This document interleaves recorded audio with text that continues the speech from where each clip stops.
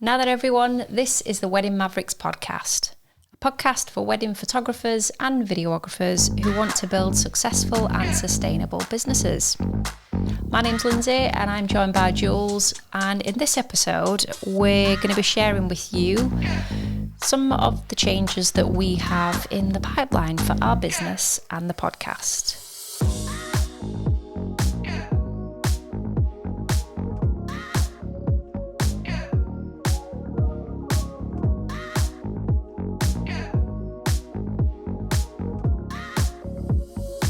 Okay, so we thought we'd jump on in this episode to discuss stuff that's been going on for the last year, why we've probably been not the most consistent over things. We've talked about a few bits in previous episodes, but over time we've started to look at making some changes, haven't we? Yes. So those changes are kind of lifestyle, sort of life changes. We're not like, splitting up or having more kids or anything like that. Nothing drastic. But we're going to be doing some different stuff, and that's gonna start to change the course of the business a little bit going forward, isn't it? Yeah. And we'll go into some a bit more background about that in a second. But it's also gonna potentially start to alter the podcast a little bit. And we've been doing the podcast for a while now, and it seemed like a good time. We wanted to continue the podcast, but it seemed like a good time to look at what we've been doing and then look at where it makes sense to take it forward to kind of align it with everything else. Yeah. So we thought we would discuss that and share that with you. Yeah. This episode. So you might not, it might be something that you're not that bothered about and you're not interested in listening, but I think you're going to see some changes, and you might be thinking, why is the podcast name changed, for example? So, it wouldn't make sense not to mention it and give some context for it, because otherwise you'd just be sort of like wondering why there's this different random podcast that you'd never subscribe to potentially coming up in your feed. So should we just clear up what the change is going to be now, or do you want to kind of evolve into that? I want to evolve it into that because as well, I haven't got, not everything is 100%. I'm still waiting for them to be sent to me and for me to have a play around with it. But we'll go into the stuff. There'll be a subsequent podcast, probably an extra episode where we introduce the new thing, I think. Okay. But this is just going to be giving some context into the background. Okay. So there's a new thing. But we're teasing it. But the thing's not quite ready. But you'll know about the thing. Well, when you see the thing, it is. Watch out for the thing. It's the thing ready. is coming. It's ready, Linz. It's just like everything else in our world. We're not ready to make it. You're not ready. It should have been done by now, but it's not ready because we, can't always find the time to put things in place. Yeah. So I don't want to say, hey, we're doing it, and then we don't do an episode for next 4 weeks, which ain't going to happen. But No. Yeah. Yeah. So let's start with life, Linz. Yes. So things at home this last year haven't really gone according to plan. The nutshell would be back in 2021. I don't even know what year we're in, but back in 2021, Lindsay had retrained to be a teacher because of the pandemic situation, and we thought you were going to become a teacher. Yes. Didn't we? So at that point, our business was kind of morphing from, it's almost like riding a wave, or a roller coaster would be probably a more good analogy for it. But we thought one thing was happening, then the pandemic happened, we had to kind of change tack, didn't we? And then everything opened back up, it got really busy, and then it made sense to kind of start working together on it again, and we thought that's what was going to happen. And this time last year, that's what we were all geared up for. We were going, we were back to going all in, weren't we? Yeah. On both of us being in the business. And the only way forward for that was to grow the business. Yeah. And that's exactly what we did last year. And it was really taking off. Like, you know, right now we can more than comfortably, this will provide our business will provide our household income. Yeah. But there are some stresses with that because of the situation at home. Yeah. The kind of demands, you'll all know all too well that, you know, we've talked about with the best will in the world, we try to spread the work, don't we, across the year. But it is just, it's just a fact that the busiest time of year is without a doubt across the kind of late spring, summer, definitely summer into the start of autumn period. So there's a cluster of months there, May to kind of September, would you say? Yeah. Really, where it's always too busy. It's always just too busy, and that's when the kids have all the holidays. Yeah. And so the kind of the demands of, you know, just wedding days alone, and the sort of logistics of, and again, lots of you will relate to this, but the logistics alone of weddings, and particularly in that busy season, a lot of you may have several weddings on the bounce. We work with another husband and wife team photographers just last week who were on their 6th wedding on the bounce. And gosh, it's only that's like May technically start of June. May starting to June, yeah. Yeah, so lots of you will know what that feels like. But then it's what comes after that, isn't it? Because the job's not done on the day. That's only part of it. And it's what comes afterwards and the inevitability of things stacking up. And yeah, the demands of that, particularly for Jules, because he does all the editing now, always did all the films. I did a little bit of the photographs for a while, but yeah, such as the kind of way that things have been at home, that's I've not actively played a part in the editing process the last year. So that's been on you, and that will be upon you this year. Yeah. So yeah. The only way to, you know, whatever stage you're at in your business, the only way to kind of make the money that you need, if it's supporting the whole household, you know, effectively 2 salaries, is you've got to do more work. You can always look to charge a bit more. You can always look to supplement your income with, you know, additional sources, you know, whatever that is. But effectively, there is a point where you have to do more weddings. So that's the or more commercial work or whatever it is. So that's essentially, you know, the only way to maintain both of our incomes. Yeah. And obviously that means if we're both shooting and we're both doing lots of weddings and we're away lots of the weekends and doing shoots all the time, that's difficult with the kids. And it's also, you know, it creates all this editing. And our eldest daughter, she's not been going to school now because she's not been very well. She's been really struggling with some stuff, and she's not gone to school since this time last year. She was at primary school, and then she didn't ever really start high school. And so she was supposed to start high school, and she didn't really start. And so since September, she's been at home with us all of the time. And it's just something that we hadn't, you know, when you're factoring things into life, you don't factor that in.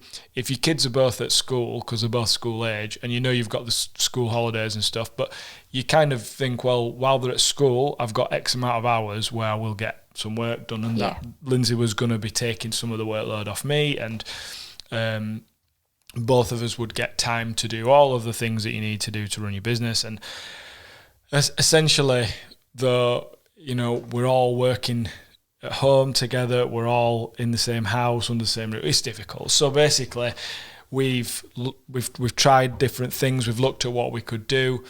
And from a personal perspective, it's been difficult for us, and we've struggled with different things, you know. And I do think you, Lindsay, you won't mind me saying, I hope, that self-employment, you know, running your own business you're not as comfortable having worked as a police officer for all those years. I think you are more akin to a structured environment. That's a good word. And you're not, and you're definitely not getting that here, because you're basically a full-time carer. You're not able to factor in ring-fence time for work, are you? Yeah. And I think you've struggled with that a little bit because you've become kind of one thing. You don't have the balance. Yeah, absolutely right. But yeah, completely fair. But very diplomatic. And it's been, you know, and it's been very it's taken its toll, you know, on both of us in different ways as this situation. And you know, it's created stress because I felt I needed to work more and more to keep things going and to keep things growing. And we thought we'd be sort of working on that together. Yeah. And then we thought we'd be able to parent together. But it's changed the dynamics a lot, hasn't it? Yeah, absolutely. So we had to look at options for that. Yeah. Because as you said, instead of, and we've always been a parenting team that have been, you know, you've always been a very present and a very caring and active dad, and wanting to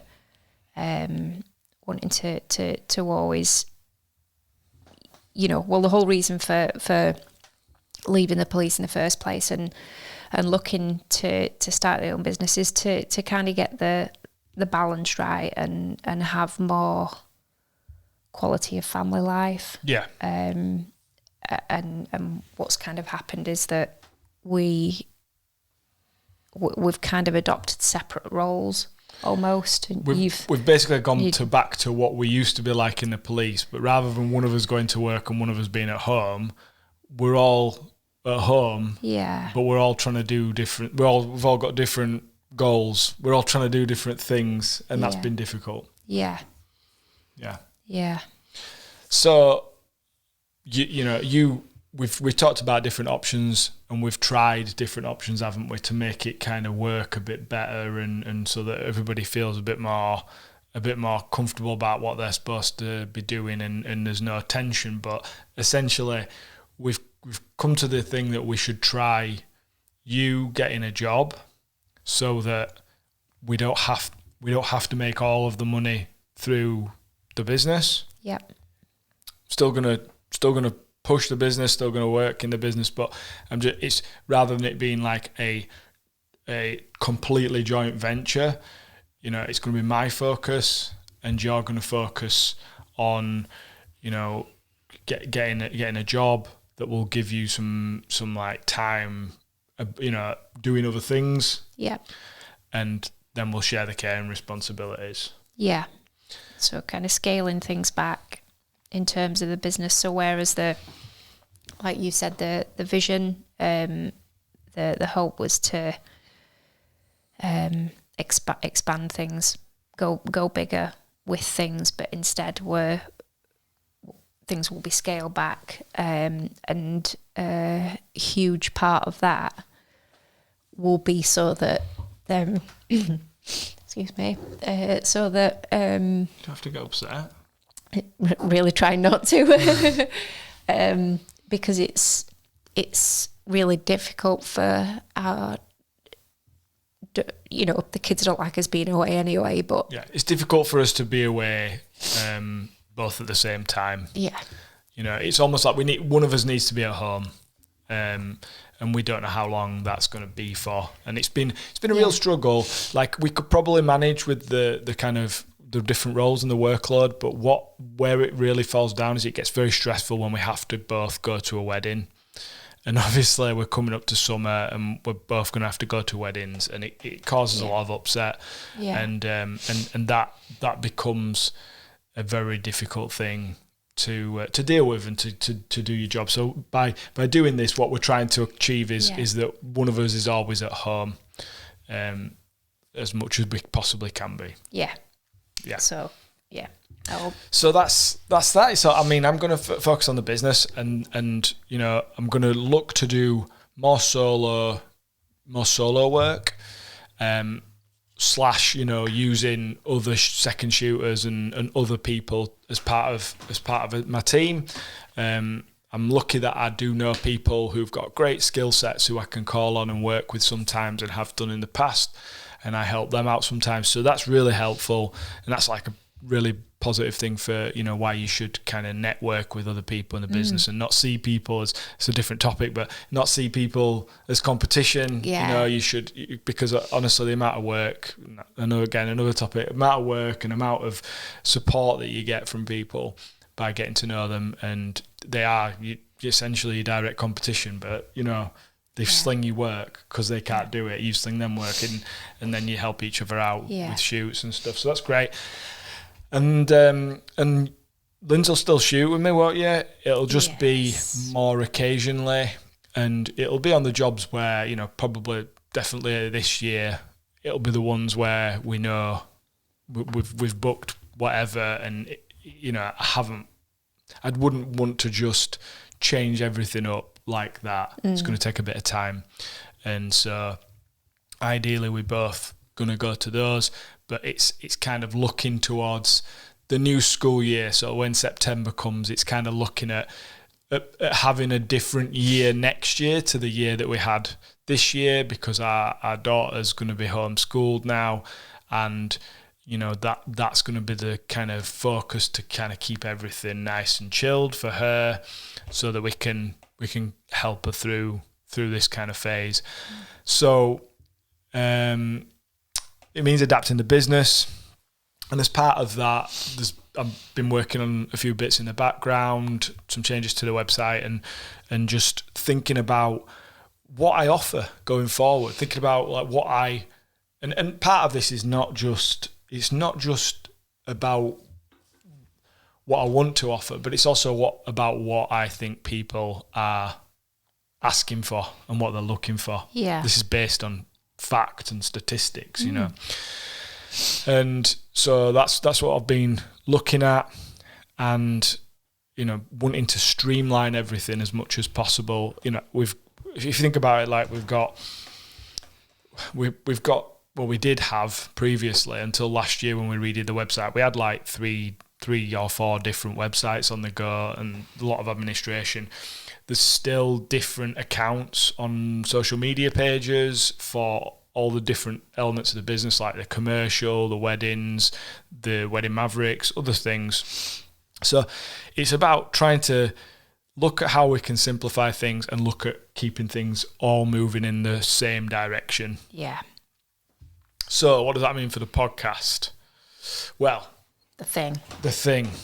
So let's go just very briefly, the background of the podcast. We I decided I wanted to do a podcast before the pandemic even happened. Mm-hmm. So I'd already thought, this is what I want to do. I'd kind of planned it out. I had ideas.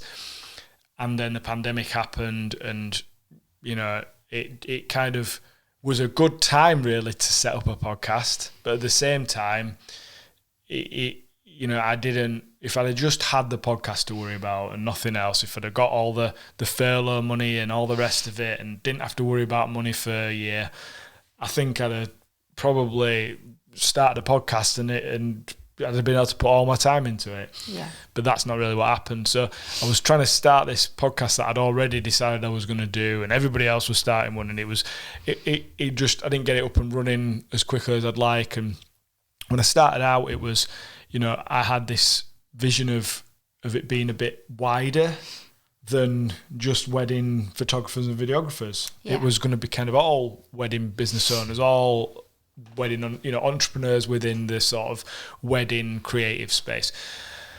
And started doing interviews, And if you go back, like the first sort of 14, 15 episodes are all interviews pretty much with other people in the industry or people that were business owners, etc.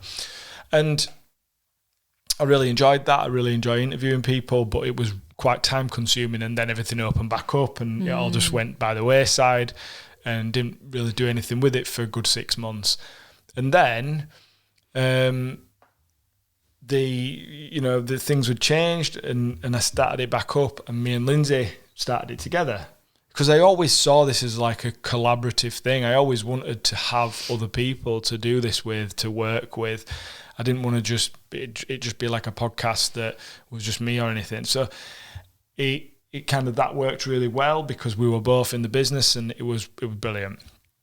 And it's difficult doing a podcast. I'm not going to lie. It takes so much more time than you would think. And, when you've got all the other plates to spin, sitting down, planning an episode, spending time to record it, doing the editing that we do, because we do video on this as well, it's more time consuming than just recording a snippet of audio, because you've got to think a little bit more about it.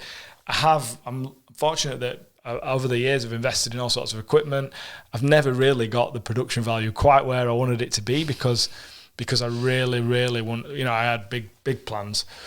And because I always do things properly, I can't do things by half, and that's why I never get stuff either done or finished, because it's like I have these ideas and I want to really pursue it. And that's something I'm working on, because it pulls me back on so much, just having that attitude. So it's something I'm actively doing, and it's part of why I've decided just to make some changes and do things the way that, rather than waiting until I've got it all worked out, I'm just going to start doing the direction with the podcast, but also with the business now that like Lindsay's going to be kind of stepping back a little bit. Just do what what feels right. Yeah. Yeah. So it's been difficult to get the consistency, and that's been really important. But we also know how beneficial this has been to people. We've had some amazing feedback from people, and we know that we've helped people on their journey into becoming a photographer or a videographer, and to grow in their own business and get, reaching their potential and accomplishing their dreams. They're doing the thing that they want to do. And even if we've only helped them a little snippet of their, along the way of their journey, that means so much, because that's exactly what we wanted to be able to do. And we've managed to do it. And I kind of always thought this podcast is that thing that I would want to have listened to, but it didn't really exist when we started. So it's been great for us to develop. We've developed skills, speaking into microphone, into the camera, and we've really enjoyed sharing our experiences with people. Yeah, we have. Yeah. So where is our business going, and where's the podcast going? Well, it's quite clear that we want the podcast to complement our business. We've got a website for our business that's very, it's a big website now. It's got all sorts of pages on it, and it's been really designed well. And the problem is, we've got the Wedding Mavericks website, which was set up a couple of years ago, and just never get time to do anything with it. It doesn't get updated. It hasn't developed in any way, and probably, if we looked at the traffic, which I haven't in a long time, probably doesn't get a lot of traffic.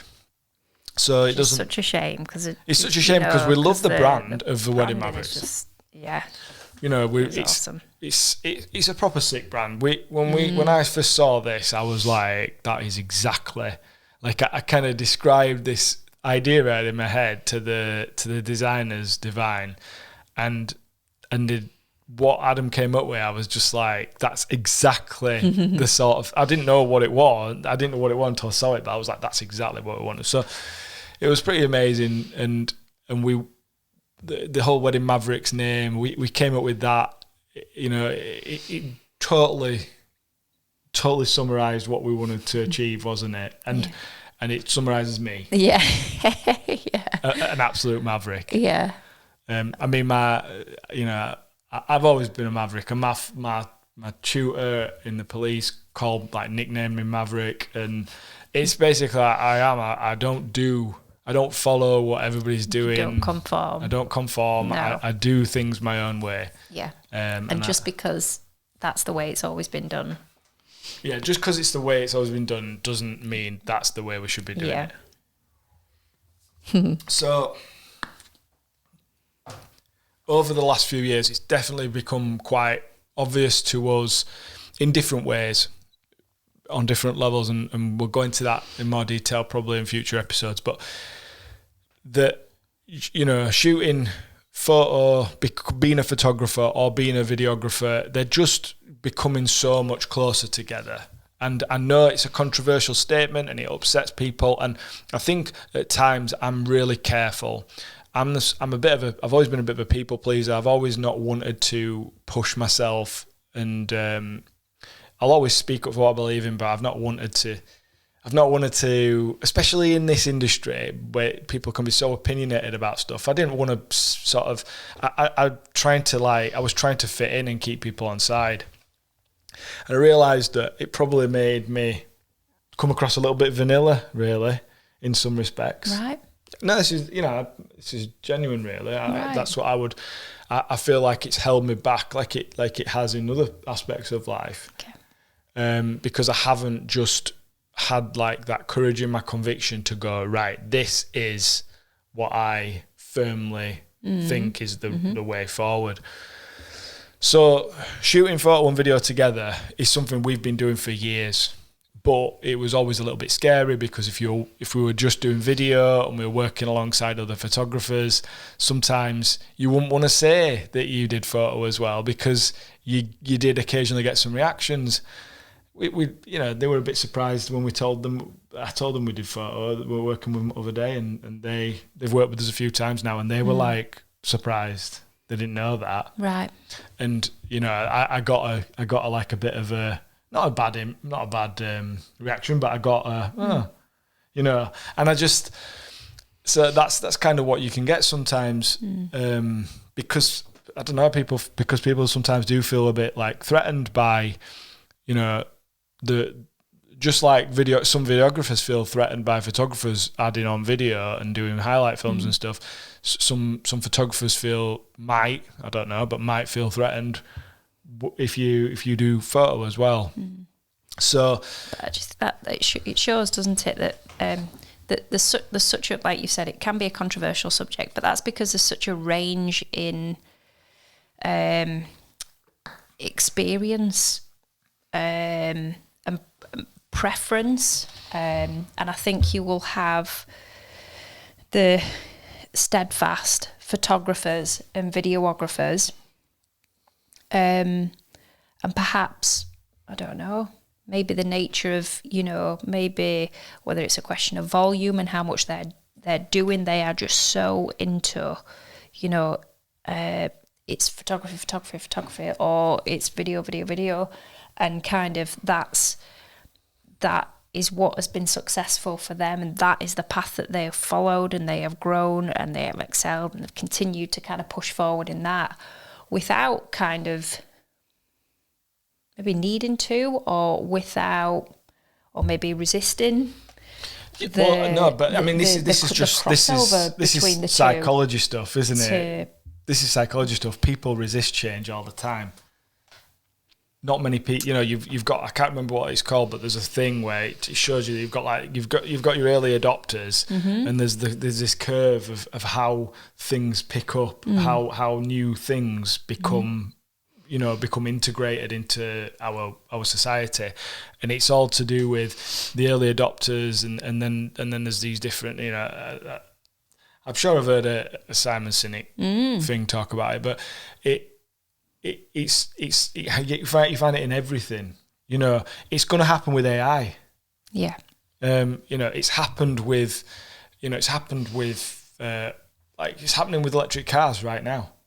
It's these things happen, and this is one of them, right? The function of whatever you want to call it, photography, videography, filmmaking, memory capture, content creation, whatever you want to call it, this is happening. It's not a if or but, right? Yes, there'll still be a still image and there'll still be a moving image, right? But they're not going to be like they were 20 years ago. Just like now, every videographer, every wedding filmmaker is shooting probably on a mirrorless, right? Most photographers are shooting on mirrorless cameras, okay? Were most photographers shooting on mirrorless cameras 5 years ago? Absolutely not. Were most videographers shooting on mirrorless cameras 5 years ago, 10 years ago? No. They were shooting on massive, shoulder cams, right? Or camcorders, So it's changed, and it's changing faster and faster, and it will continue to change. And there will be a point, there'll be a tipping point, and this is the controversial bit that I've never liked to say before, because even though I'm confident about it, it's controversial. People don't like it in the industry. There'll become a point, and this is what I want to change, by the way. Sorry, I'm rambling a little bit, but I want to just say what I actually think. I want to give you like the full blown, what I truly believe in, and I want to hear from other people that are prepared to give opinions as well, even if like they're completely opposite to mine.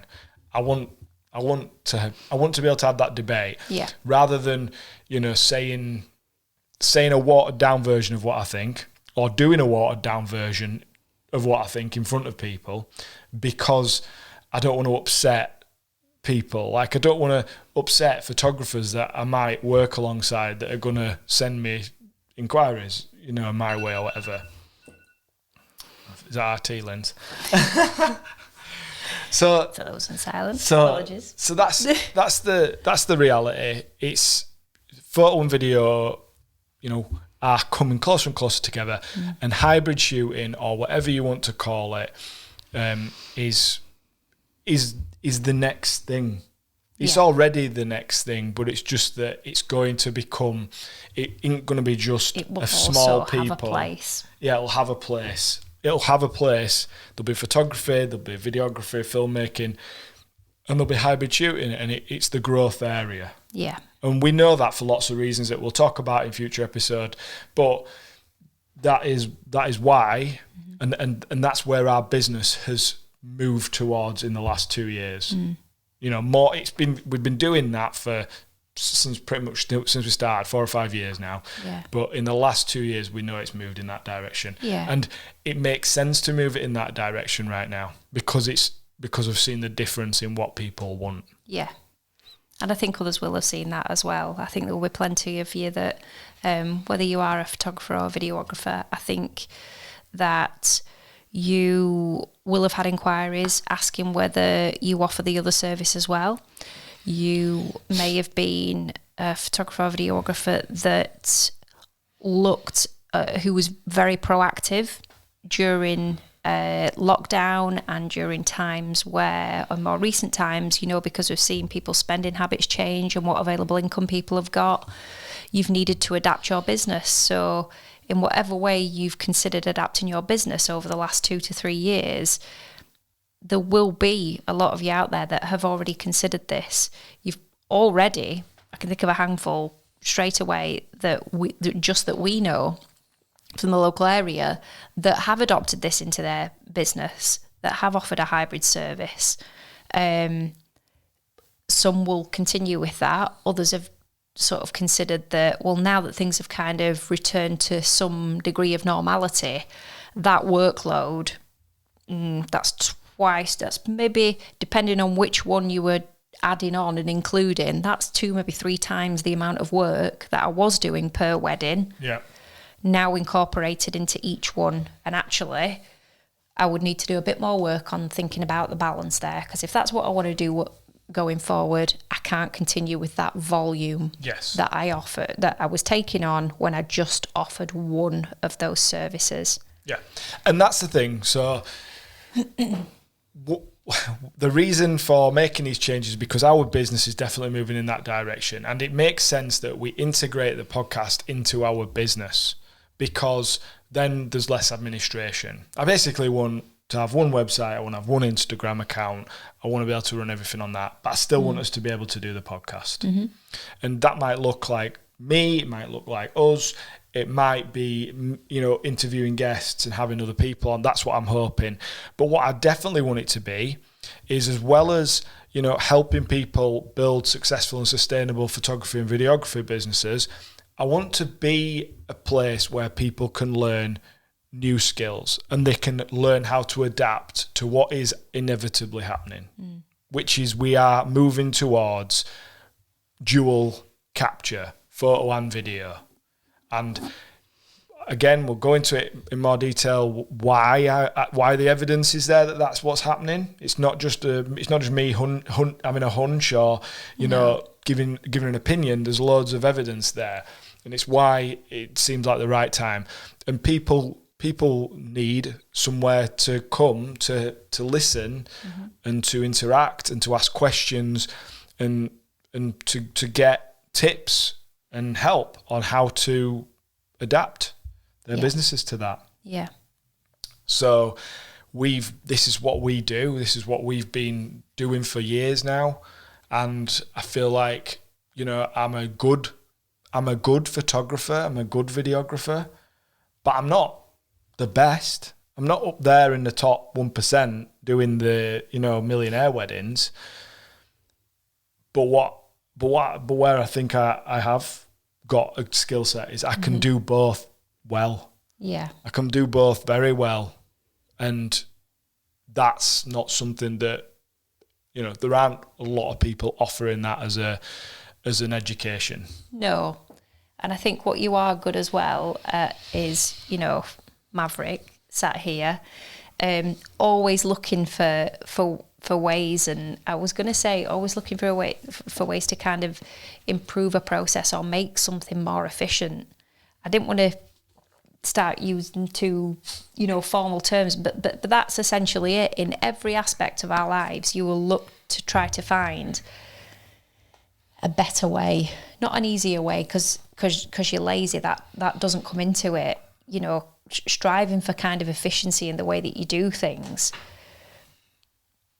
It is really, really important. And I think now, like you've said, because we've done this for a few years, there is a bit, we will still continue to try to learn more about this, but I feel like maybe there's a little bit of a head start there in what's coming down the road. There's a little bit of a head start when it comes to kind of trial and testing and learning about the kind of pitfalls or the things that are really difficult, the things that were really challenging with that. We've experienced that.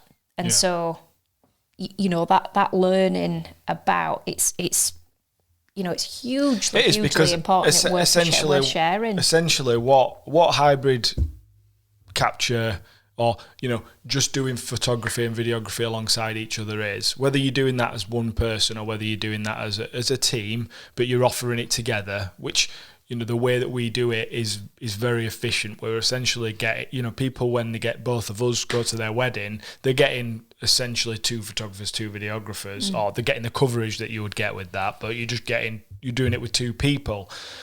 And by doing that, there's lots of benefits. Again, I'm not going on to those topics now, but the fact is, that in itself is it's a skill, it's an art form, it's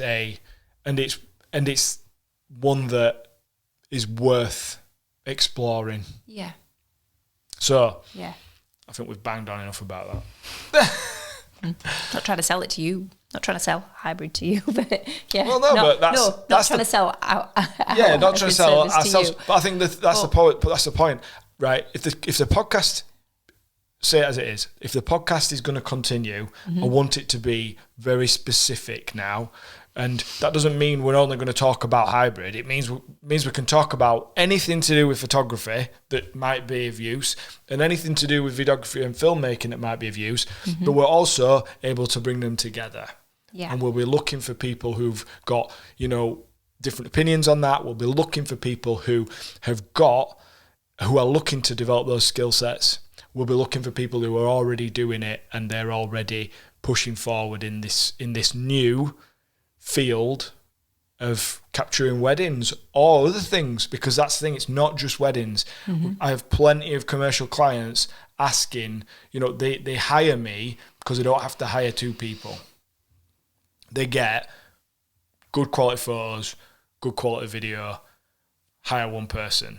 And I'm not busting my ass, I'm charging them appropriately.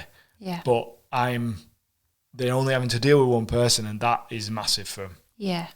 So then I think worth just before you finish, worth saying as well that, we've very much hung our hat on this about it being building and kind of maintaining a can't even say it now. Successful and sustainable business. Yeah. Because that's the way that you probably not need to, because there'll be other ways. But if you are looking to build successful and sustainable businesses, this is definitely an avenue that you should explore or could explore. Yeah. Right. There you go.